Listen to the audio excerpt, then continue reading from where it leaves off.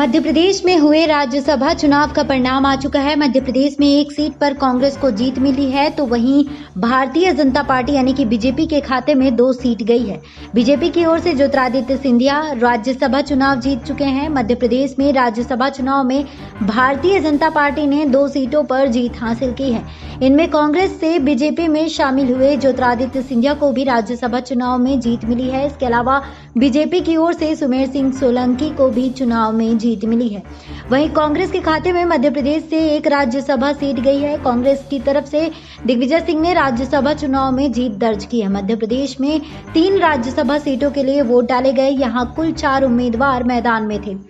BJP और कांग्रेस ने 2-2 उम्मीदवारों को चुनावी मैदान में उतारा था। राज्यसभा की 3 सीटों के लिए मध्य प्रदेश में बीजेपी ने ज्योतिरादित्य सिंधिया और सुमेर सिंह सोलंकी को उम्मीदवार बनाया था। दोनों ने ही इस चुनाव में जीत हासिल की है। वहीं कांग्रेस से दिग्विजय सिंह और फूल सिंह बरैया राज्यसभा उम्मीदवार थे। हालांकि इसमें सिर्फ दिग्विजय सिंह ही जीत हासिल कर सके। राज्यसभा चुनाव के बाद अब मध्य प्रदेश में उपचुनाव होना है।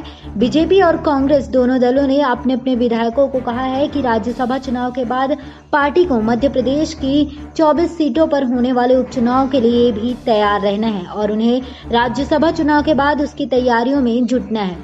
SPN 9 न्यूज रूम से श्रुति की रिपोर्ट।